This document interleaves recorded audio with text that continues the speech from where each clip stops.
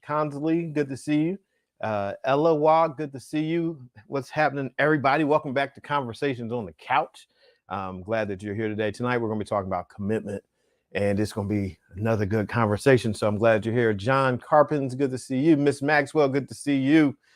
Good to see all you familiar names and faces tonight. So we're going to continue with the talk that we were having last night. We're going to keep unpacking that a little bit. Last night, we were talking about making a choice that was a nevertheless choice, that we would look at our lives and decide that we were no longer choosing the lesser route.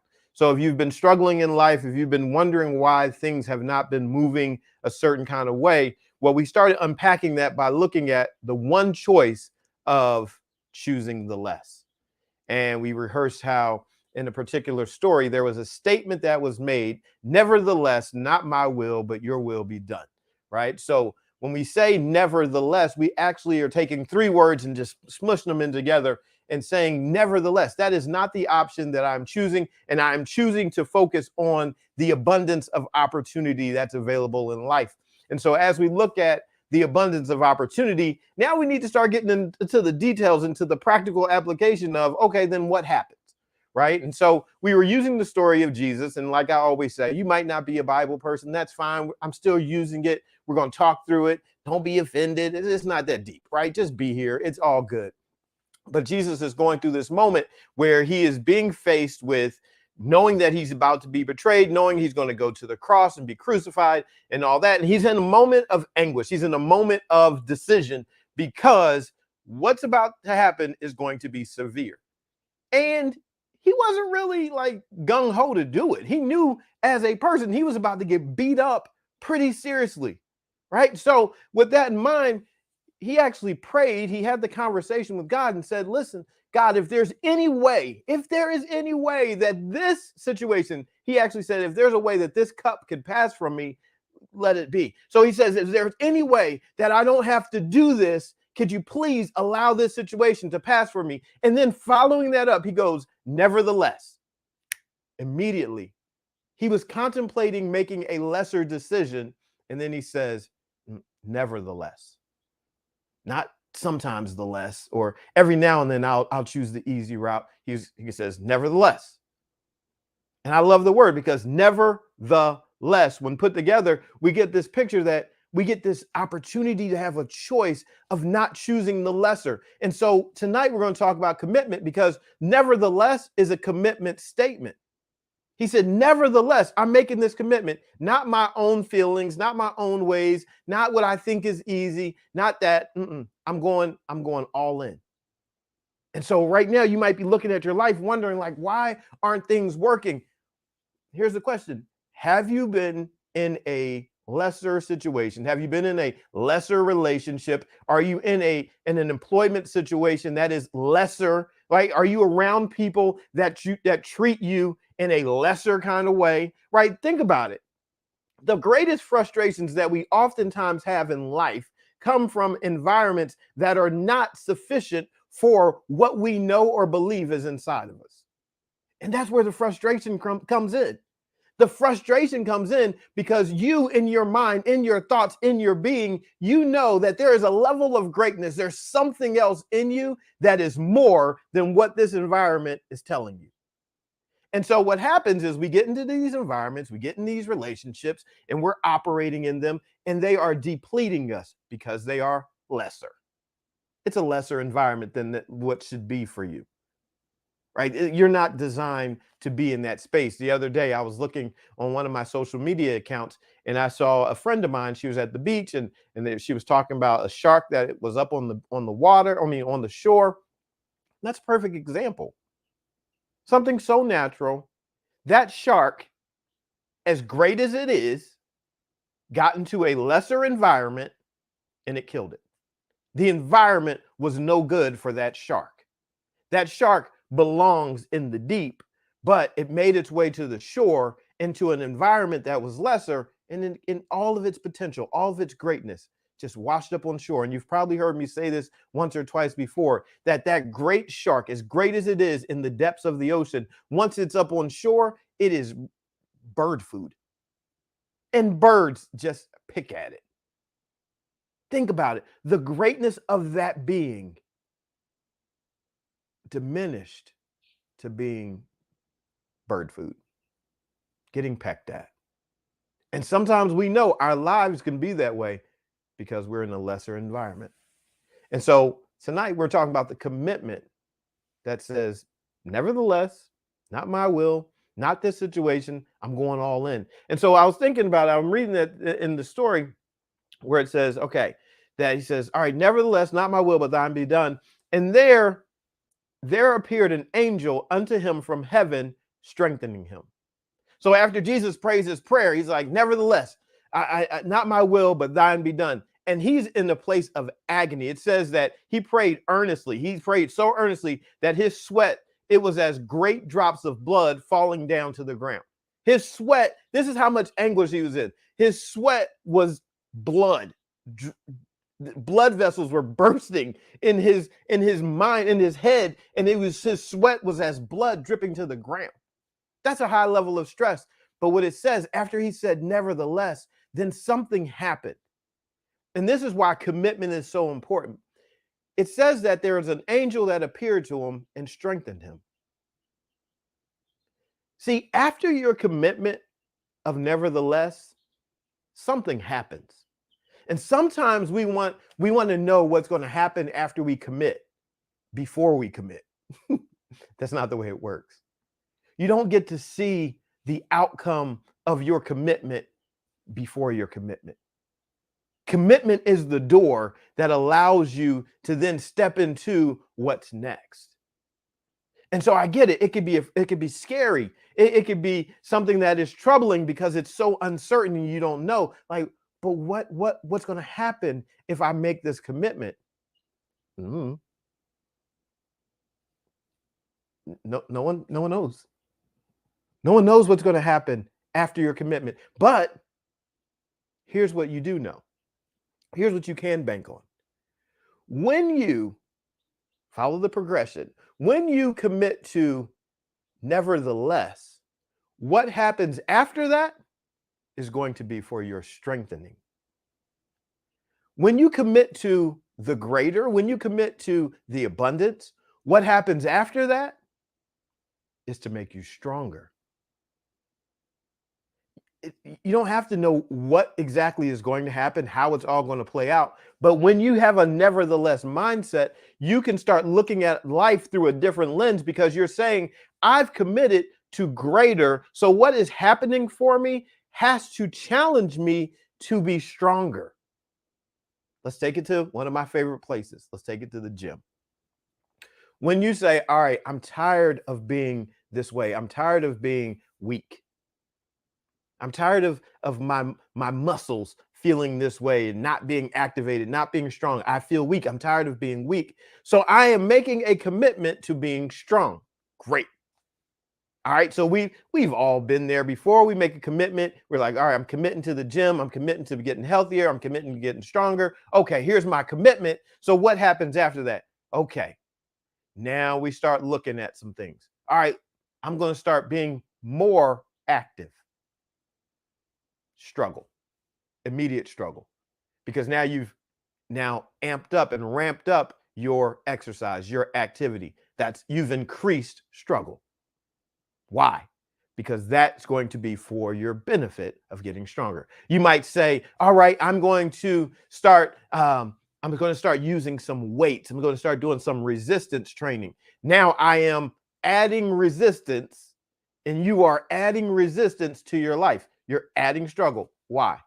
I want to get stronger.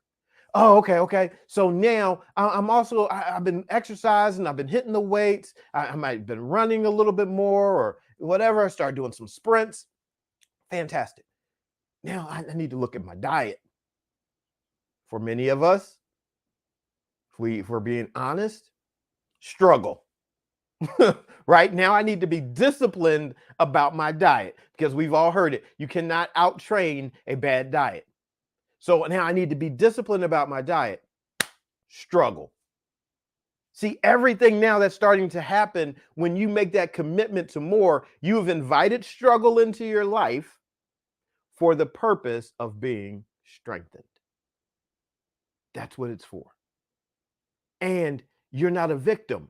You're not playing the victim role. You're not playing the weak role, because now you're in a place of authority where you're saying, I made this commitment because I see myself in a stronger place. I want that. I know I have more potential. I'm so sick of this relationship that I've been in. I'm so sick of being treated this way. I'm so sick of being overlooked. I'm so sick of being mistreated that I want something greater. So, no, this relationship is over. I am going to take care of myself, my well being, my mental space. I'm going to be in a healthier place because in my future, I want something greater than what I've had.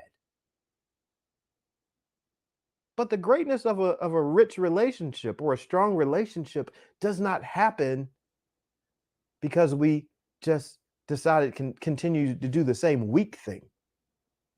Anytime you want to become stronger in life, you have now asked for and invited struggle, conflict into your life.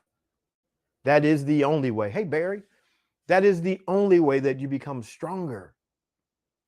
There's going to be something that has to agitate you. There has to be something that is going to be some resistance for you.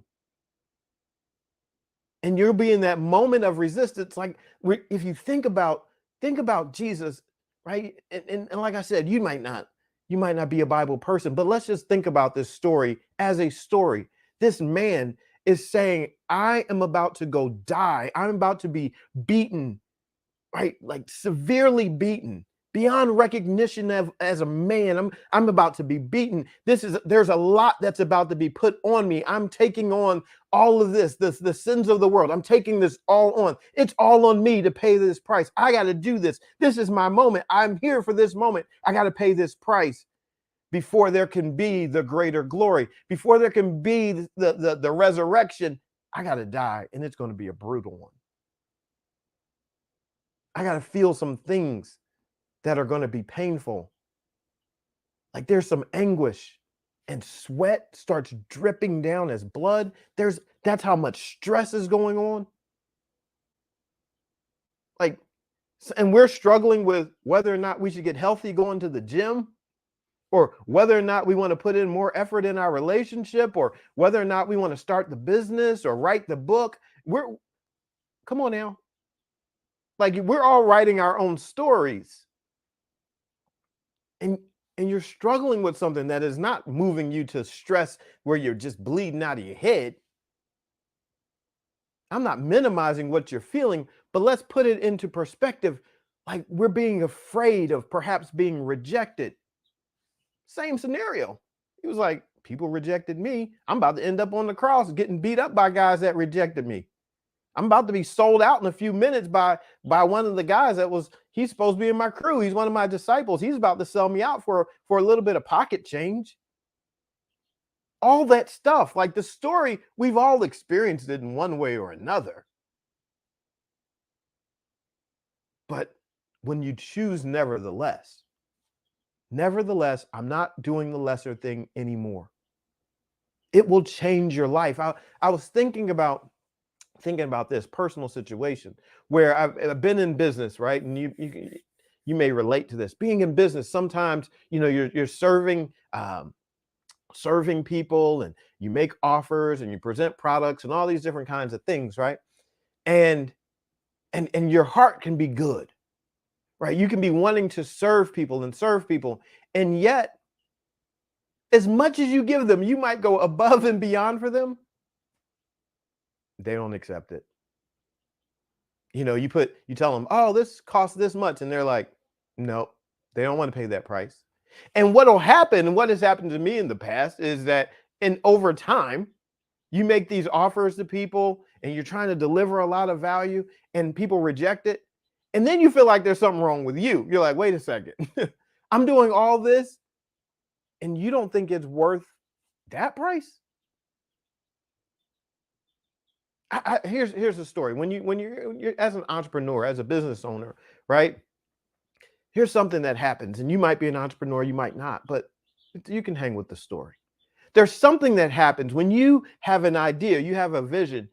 There's something that happens because you start to buy stuff for people that you're going to serve, before they ever even show up. I think about the gym. When I first started my gym, I had the idea, I had the vision. I'm like, okay, I was working in a club and I was serving women and they were getting lots of results and my training was growing. And I said, okay, I'm ready to like launch out and do my own thing. So I go and I'm launching out and I start looking for a building. And so I find a building, then I secure the building and I had to pay for that. And then needed to clean it up and we started to paint and do all that stuff, money for that. And then we need to go buy equipment, money for that. All the time I'm paying for something for someone else's well-being. I wasn't buying it for myself. It wasn't a home gym. I'm buying it. I'm paying the price for something that I believe I'm going to be able to use to serve someone else.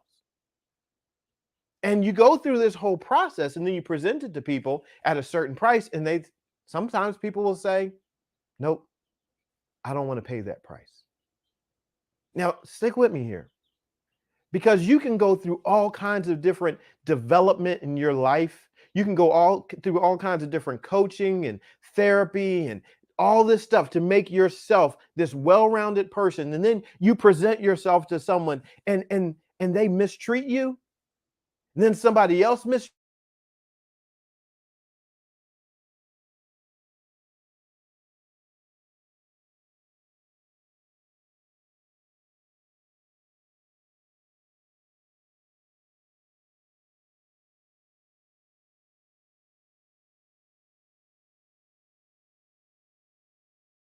Not supposed to be in your environment and atmosphere.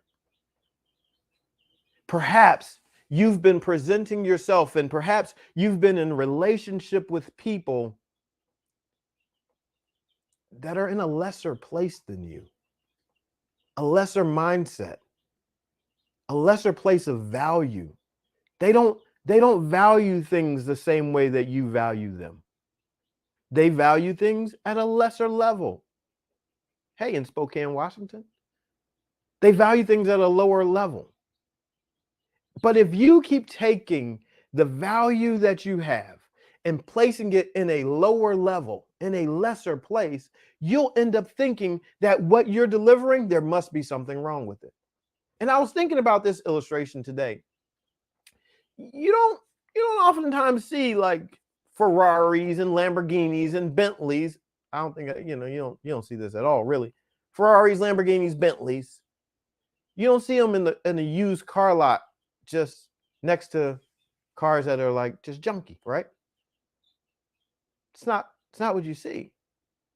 You don't see brand new, you don't see those brand new cars in the same place as, cars that are headed to the junkyard. Nope, you don't. You keep offering Lamborghini, Bentley value to people that are like in the junkyard just looking for scrap parts. Nothing wrong with that. They might need scrap parts for what they need it for. But you're trying to offer them, like, you're trying to sell them on something that they're not looking for.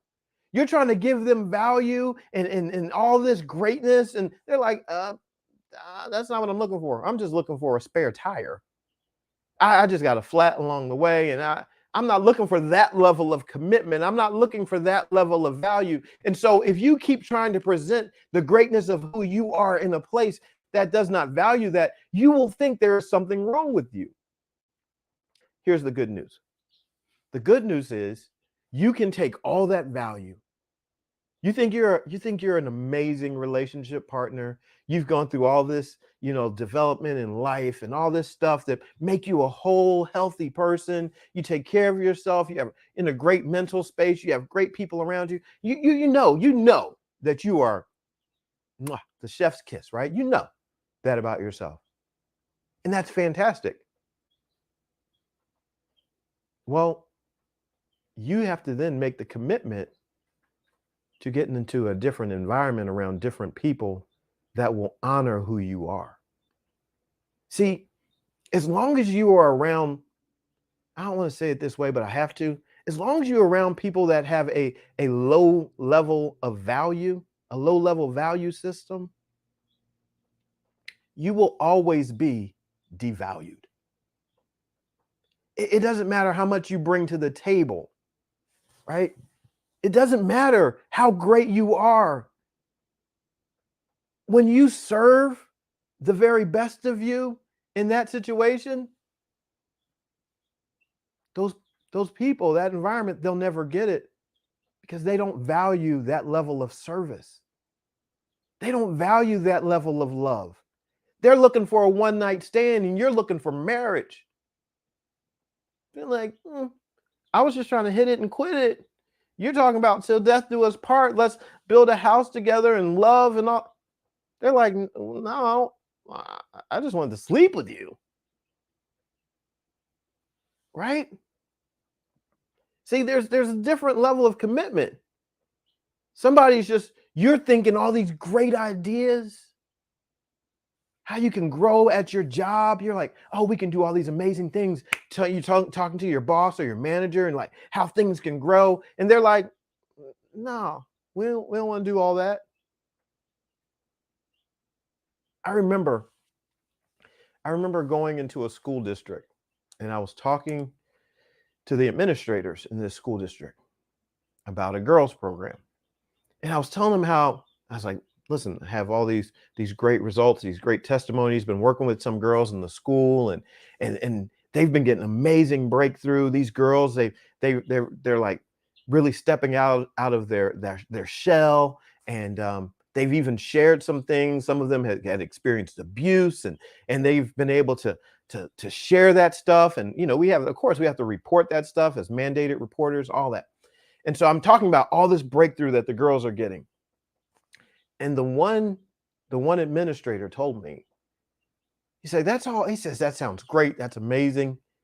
He said, but he was like, we don't want that. He's like, we actually don't want, he said, we're not ready for kids to start sharing their brokenness. He's like, we're not ready for them to start reporting that they've been, being abused and all this stuff. And I'm sitting here, I'm like, wait, what? You don't want that? Ultimately, it makes more work for them. He's like, we don't want that to happen. See, in the wrong environment, doesn't matter. Doesn't matter what you say, what you're sharing. In the wrong environment, it's not going to work. And you'll be discouraged by what's going on. But there is another environment. That's not the only environment. The person you've been in that relationship with, the process you've been going through, right? You're like, I have this dream, I have this vision, there's this thing that I've been wanting to do, and this process it's been breaking down, and I'm not sure that it's going to work in my favor. Guess what? You can expand your territory. You can expand your perspective. Perhaps you're trying to get qualified for something in this place and they're like rejecting you. No, they're not the only place. That place is not the only place. That person is not the only person, right? That relationship is not the only relationship. Don't limit yourself to the less, thinking that this is it. This is all that's available to me. Mm-mm. You know why? Because when you do that, you're operating in lack. And as long as you think in a position, in a process of lack, you'll never see more. This is why traveling is so important. You're like, wait, what? Where did you just go with that? Traveling is important because you start to realize that your little space, your little neighborhood, your little house, it's just a very, very small part of the greater world. When you start going places and you start seeing different places and people speak different languages and you start seeing different environments, and it changes you. I've been blessed to be able to travel my entire life. And I've seen some things that are just incredible. And it changes your perspective. I fully enjoy the process of getting on a plane and going somewhere. It is good for me. Like, it refreshes me every time I get in that seat, and every single time I get on the plane to travel, I have the same thought. I am getting ready right now to accelerate I'm going to go higher and faster in this moment right now. And my perspective in moments is about to change. And that plane starts to taxi, right? It gets on the runway, and then you sit there, and then all of a sudden, all those engines and everything are firing up, and you start moving, and then you feel as it starts to lift, and you feel that pressure, and then next thing you know, you feel that those wheels lift off the ground, and things get smooth, and next thing you know, you're passing through some clouds, and then you're going, you're making the turn, and I always look out the window, and just how fast things that were once so big in my life became so small because I decided that I was getting on a plane and I was going to go higher and faster. That's the commitment. See, when you make the commitment that says, I'm putting myself in a position to go higher at an accelerated rate so that I can get away from the things that have been just so big in my life. I got to go to a different place. I have to go to a different level. And if you've ever been on a plane and you begin to look down, or the next time you're on one, or the first time, you look down and you see the cars and the buildings and everything. You don't even see people anymore. It all gets so small because you're at a higher level, moving faster. There are no traffic jams in this level. There's more space. This is why your commitment to your next level is essential for you, because once you get up into that next level, into that next atmosphere, you make that commitment, you're going to see things differently. You're not going to keep having the same low level conversations. You're not going to, when you get into the right relationship with the one that you really supposed to be with, or when your relationship gets right in the way that it's really supposed to be, the low level conversations start to go away because the commitment is to something greater. See, when you and your partner get on that higher level together, and you say, no, we're making a commitment to increasing our intimacy, to having quality time, to having conversation that creates connection. See, there's something different about that kind of commitment when you say, no, no, no. What are we going to do to strengthen ourselves in that? Okay, this is what we're going to do. You start thinking differently. How are we going to get to that elevated level where we can accelerate? Okay, here's what we're going to do. People come to the barn, couples come to the barn. I'm gonna say, hey, you know what you do? You drop your phones in the box, put your phones in the no tech box. They put their phones in the box. They're gonna go out on the farm and they're gonna have interactions together, do their couple building together. And guess what? They're going to a higher level at a faster pace. Why? Because they've decided they're committed to not being distracted by their phones. They're like, we're gonna put our phones away. We're not checking email. We're going to be fully present with one another. See, your commitment is going to require that you make a plan. Your commitment to your next level is going to start opening up your thought process to what else is available. You're going to start thinking about abundance and what else can happen because now you've committed to a higher level. As long as you are still in the lesser place, thinking about the lesser thing, you will never see greater opportunities. Because lesser thoughts do not produce greater opportunities. Lack does not produce thoughts of abundance. That's not the seed. The seed of lack does not produce abundance. The seed of lack produces lack. When you start thinking of more, then that seed thought of more will produce more opportunities. That comes after commitment. After you say, I am not turning back, I'm not going to the lesser, I'm not having these conversations anymore, I'm no longer being treated this way, I'm not going to let you disrespect me. Listen, when you put your foot down, I'm tired of being unhealthy. I'm tired of yo-yo diets, like whatever it is. When you put your foot down and you say, I'm going to be committed, I'm committed. I'm not just curious or interested. I'm committed. There's a commitment, right? I'm cutting off all other possibilities. I'm committed. Now things are going to change. In your commitment, you will be strengthened as you go. You want to get strong?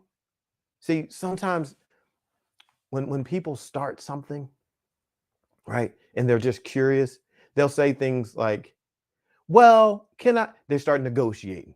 Well, can I still do that? Wait, no, no. Are you committed or curious? Like, if you're committed, don't look for the escape route already at the beginning. You're just don't go in looking at the well. If I can do a little bit of this, no, be committed. It doesn't commitment does not also it does not mean cold turkey.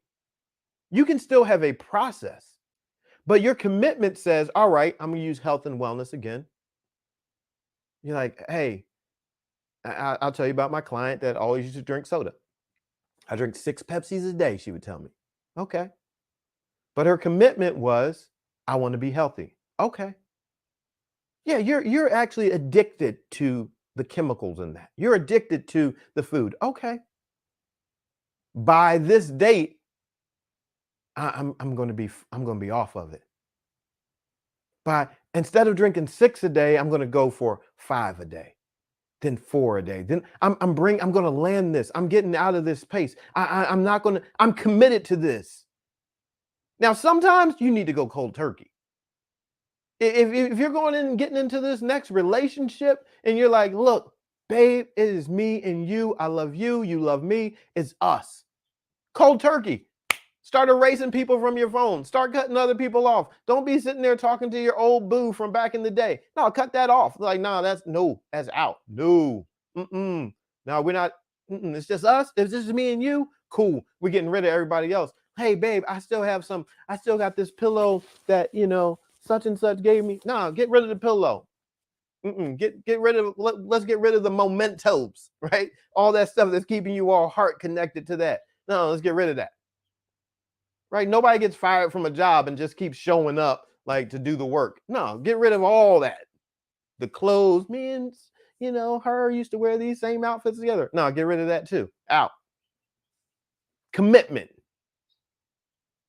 See, commitment says at a certain period of time, I am expecting change. See, commitment expects change. See, sometimes people are like, well, love doesn't require all that. Oh, yeah, love absolutely does. Oh, yeah. Love is not some soft thing. Love is not like, oh, it's okay. I don't want to really ruffle his feathers. Oh, yeah. No, you need to ruffle. See, I'm going to say something. I know for some people it's going to bother them. Bible says God is love, right? Jesus was the embodiment of love. And hang with me. I know some people don't like Jesus, but hang with me. When Jesus, in this moment, when he's sweating blood because of the commitment that he has made, the nevertheless, not lesser commitment, in this moment of commitment, he's sweating blood. He's like, nevertheless, I'm not choosing the less. I'm not going to take the escape route of, can this cup pass from me? Can I somehow get out of this situation? Can I somehow not do the hard and challenging thing? Can I somehow avoid this? No, he's like, no. The stress and anguish of going all in, yes, it is getting to me, but nevertheless, I am making this commitment.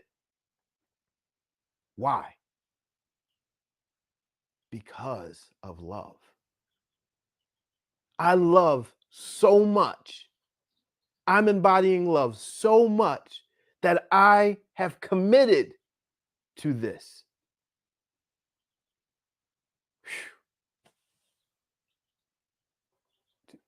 Are you that committed?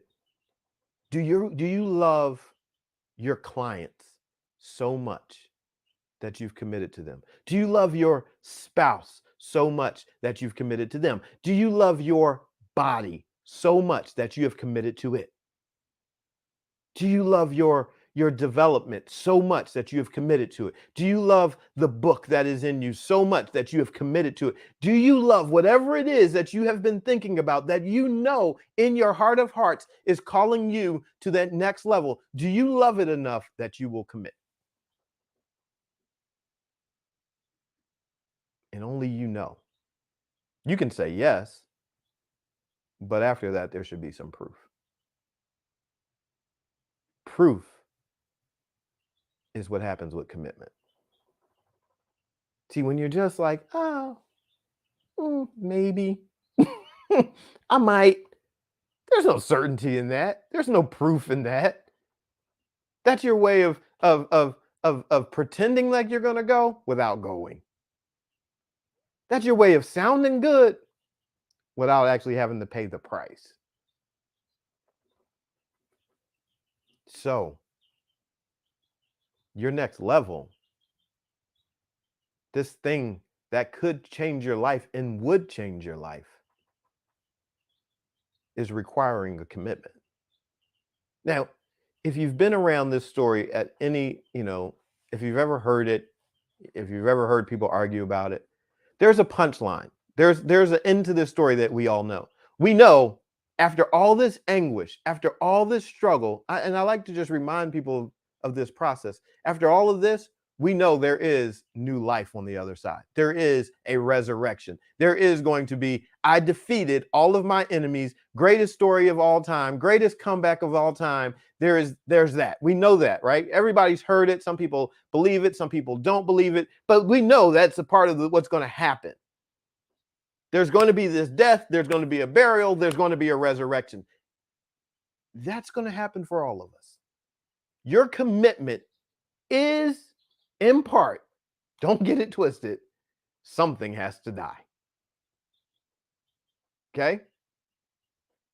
There's going to be something in you that you've been holding on to, something in you that you've been doing, something in you that's been part of your experience.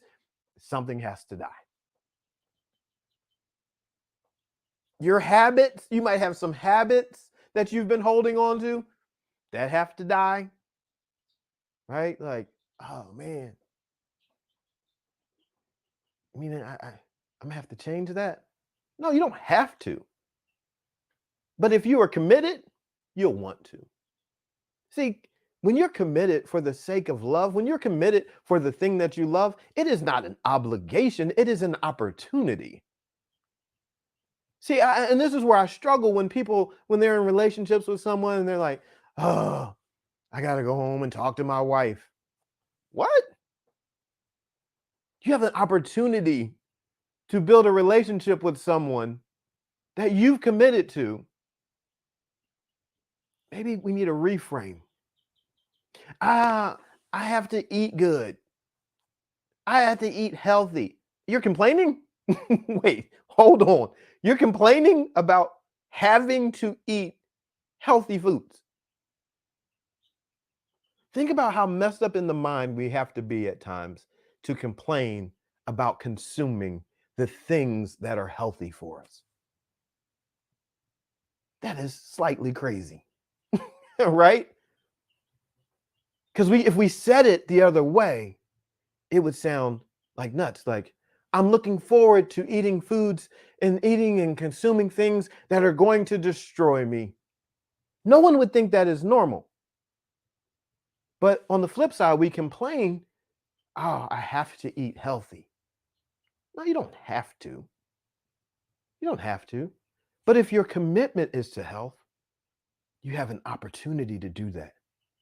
You have an opportunity to serve yourself the very things that make you well, the things that make you strong, the things that cause you to thrive. You have an opportunity to do that. You have an opportunity to engage with your spouse. You have an opportunity to give them a compliment. You have an opportunity to watch someone walk in the room and adore them with your eyes. You have an opportunity to serve people that want to pay you money. You call them your clients or whatever, your customers. You have an opportunity because you made a commitment. That's not a problem. That is a great thing. Oh, anything you commit to should not receive I have to do this. No, you committed to that. And if you don't want to be committed, then leave. Then leave. Quit. Get out. Be done. But certainly don't show up, especially for another human being or for someone that needs you or some animal or something from some assignment. Don't show up. Just quit. Because if you don't want to be there, guess what? You and your negative attitude, you're just taking away from the environment anyway. Okay? So nobody wants that. Nobody wants to be around you and your negative attitude if that's not where you want to be. But if you're committed, then be committed with joy. Like make the same statement, make the same prayer like, all right, nevertheless, let me stop showing up as the lesser version of myself. Let me stop showing up with all this lesserness of joy. I know lesserness is not a word. Let me stop showing up with all that and let me start thinking of the abundance. Let me cut off the nevertheless. Let me just nevertheless it and let me make a commitment to joy. Let me make a commitment to when I get home from work, I'm going to show up with peace. I'm not going to show up and frustrate the whole entire house. Let me show up with peace. Right? What is the abundance that you want to show up with? Let me show up with an abundance of health. Let me show up with a plate of food that I'm going to serve to myself, that when I look at it, I know I'm serving myself health. Well, let me look at my schedule and make sure that I have times that are planned in, that I'm going to go and I'm going to refresh my mind and I'm going to go exercise my body. I'm going to do the things intentionally that are going to help me live in abundance. That's good stuff. You have 24 hours in the day. You don't need to be looking in that 24 hours and just being frustrated every single day because you keep stepping into a lesser situation when you know your life is calling you to a place of more. So tonight, in our nevertheless journey this week, is about a commitment where you lock it in your mind. You make a decision. Deciding means that something is being cut off. Something has to die. This has to die. I cannot go to my next level with these same unhealthy behaviors and unhealthy habits and unhealthy relationships and unhealthy practices. My next level, I cannot go there with this. Not anymore. I can't do that. This is not next level worthy. So tonight's about commitment. Either commit or don't. Either go all in or be all out. When I was talking with my the woman that is the mother of my children, and she we were talking and I was sharing with her some things and I was asking her thoughts, right? And she says, and you've heard me say this, she said, go big or die. I was like, when she said go big, I was in my mind, I'm thinking go big or go home. I thought she was going to hit me with that. She said, go big or die. I was like, now, isn't that something? But it's true. Because if you don't go, if you don't commit to what it is that's in your heart, part of you is going to die. Because there's something that is calling you to a greater place in life. And you either get to commit to it or die in part because you didn't. And if we're being honest, some of us, we're in relationships, situations, employment, jobs, businesses, whatever it is. We're in places in our life where we're dying every day. Oh, you're breathing, but you're dying. Because you know there's something greater for you. See, we know the story of Jesus because how it played out, because there was the nevertheless. He made the nevertheless. He could have got out of it. He was like, if there's a way, this cup, he could have been like, screw this. I'm not doing this. Story, nobody would have remembered him. There would be no story if he was like, I'm not doing it. He would have been forgotten. He wouldn't have been like, his name wouldn't have been ringing through the ages. He would have been a forgotten person. Like, yeah, he was a good carpenter, but not a real big deal. Right? No one would have remembered him. It's your commitment that makes the world of difference.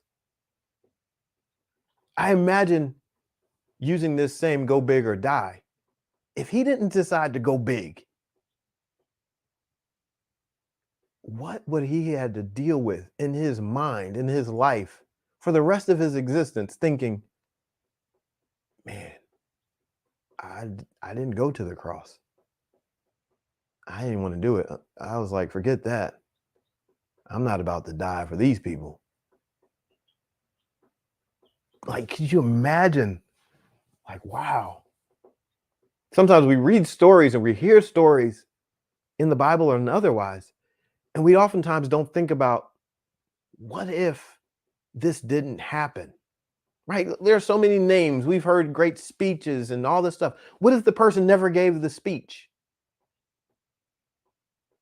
What if the person never did the thing? Like, wow. So here's the thing. Before you decide, like, and I'm going to encourage you to decide about whatever commitment you need to make.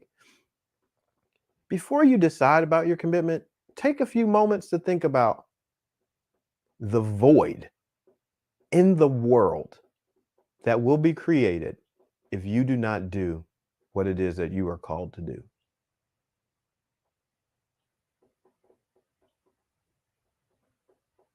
If you do not do what you are called to do, if you do not do that thing that is calling you to a higher level in your home, in your business, wherever you are, if you do not do it, what void is about to happen in the world because you didn't show up? See, I want you to be fully aware and responsible for the gift of greatness that is within you. You're not just here passing through. You're not just some nobody, just another face on this globe. No, no, no.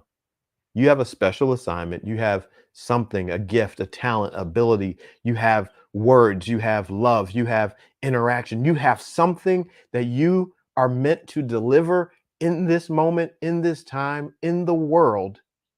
And if you don't do it, if you don't commit, there is going to be a void. So I encourage you, don't be selfish. I know there are some things you need to do, some things you need to let go, some things you need to let die. I know, I get it. But on the other side of death is resurrection. If you don't believe me, go to the store, go get some seeds, plant them, bury them.